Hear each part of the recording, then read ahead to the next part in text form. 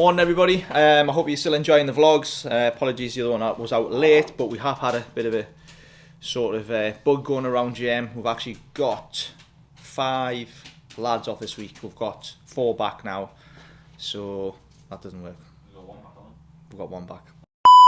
So we've got, out of the 5 that's been ill, we've got 1 of them back, so we've still got 4 off. So me and Chris have been juggling the diary, swapping ramps, putting staff on different projects, which is obviously causes chaos with the planner. So yeah, so that's the sort of stuff we deal in the background that sort of customers probably don't see. But yeah, and obviously Chris is away on holiday next week as well, so we're going to be down another guy. But yeah, we'll manage. So yeah, I'm going to show you around the workshop and tell you what's happening today. I think I've got a Gtr to take some polish off because it's getting picked up today, and Dale's not been very well this week, so I'm going to finish that off and get ready for Ali, who's picking his JM 800 horsepower GTR. And then in the workshop we've got Rendog doing a seat repair on an R32 GTR. Then he's working on a Focus RS, like a service. Callum is working on James Chow's R34 GTR. He's doing an alignment, and then he's doing an Audi S8 alignment and coolant inspection from a new customer as well that's just come in today. He's been Audi and they haven't done the job very well, so he's asked us to have a look. Callum is doing a Focus RS, that's a competition car for a company, and he's doing some diagnostics, fixing some electrical gremlins. I think he's done some other repairs as well yesterday. And what else is he doing today? He is doing the Honda FK8 James. He's finishing that off, putting some new brakes. He's putting new tension on the Fiesta as well while he's there, so he's quite busy day for him today. Young Matty's finishing off Lewis's Carbon GTR, and then hopefully, fingers crossed, we can get that on the dyno, and I might be able to show you a few dyno runs on that. And obviously Chris is busy with the office, Simon's busy with the eBay, Haggie's busy with sales, and I'm busy doing bits and bobs and floating about. So stay tuned for the updates. Right, I'm in the Valet area. Obviously one of the guys is off today, not very well. Brian, I don't know if you follow our YouTube channel. There's your brand new subframe that's just come. That was a GTR we inspected last week. I don't know, it was on the blogs, I think it was. Ali, that runs a JM 700 GTR with a forged engine. He's picked it up today. It's been with us since October actually. He was travelling overseas and the car's just been in storage, and obviously with the weather getting better, he's picking it up today. I'm going to have to finish this car off because Dale's not very well, so I'm going to get myself on the Valeting, which I don't mind, I quite enjoy it. To be fair, it's almost done. Also, while I've got you here, if you need any wheels, see Haggy, he can get some wheels. Tango, somebody asked about Tango. Tango is here, we're waiting for Hamid. Obviously he doesn't want to take it out with the bad weather. We're probably, I think, never seen weather like this. The last up in Newcastle, we've had so much bad weather since probably September. It's been rain, cold, snow, and right now March we've still got rain and cold. It's like, you can see, I don't know if you can see that, it's up, I don't know, can you see it? Anyway, it's absolutely freezing, so the weather is horrendous. So anyway, let's head into the workshop. Like I say, we're bare bones this week with a little bug going around. So yeah, right, I'm in with Kyle. So Kyle, what is the plans for James's R34? Yeah, so we've got James Chow's 34 here. It's been on the road with Romain and Jan, and had some final tweaks done on the road as well. It's now running perfect, pulls nice. We're just going to do some final adjustments for the alignment on the car, get it running, getting driving perfect. So we'll get a few last little bits done, it's ready to go. And then I presume you're going to change ramps and put it in the Hunter, yeah? Yep, so it's going from this ramp, where we're going to get all the trays and everything off, and then get it straight onto the Hunter and get the alignment done.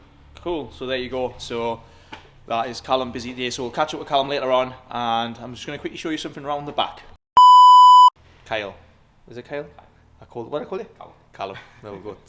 Keep getting mixed up. Right, I'm going to show you something around the back. Give us 2 seconds.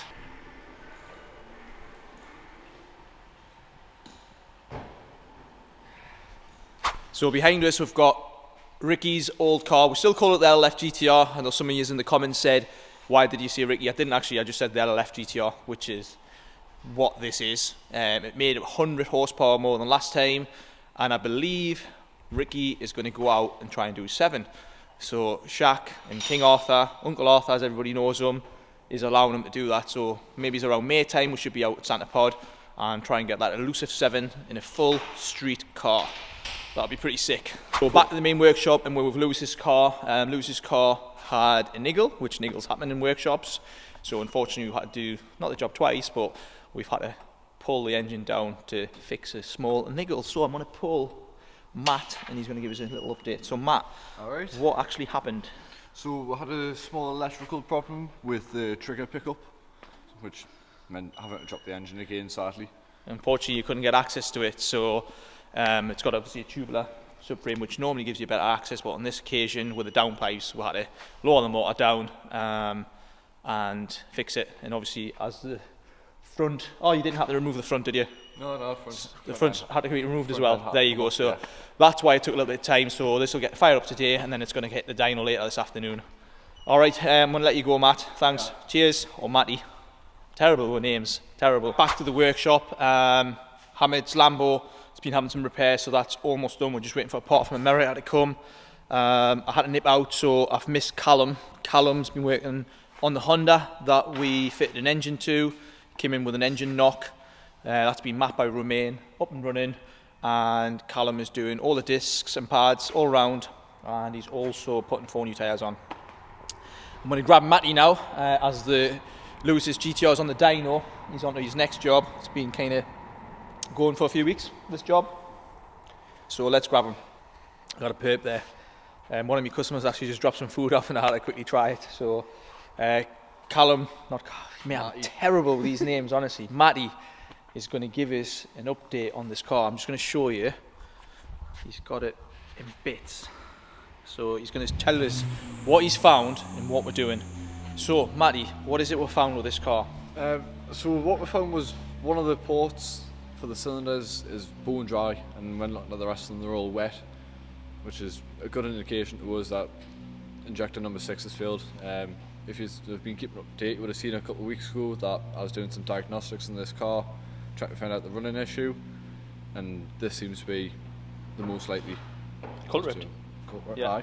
So as Matty's just explained there, it was dry, all the other ones were wet.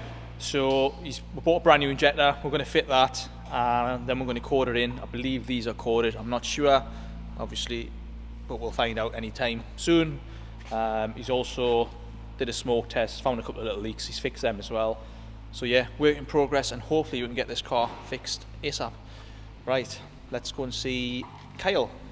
Right, I am with Kyle, and you can see Kyle's there, working on Warren's beautiful GTR. Yeah.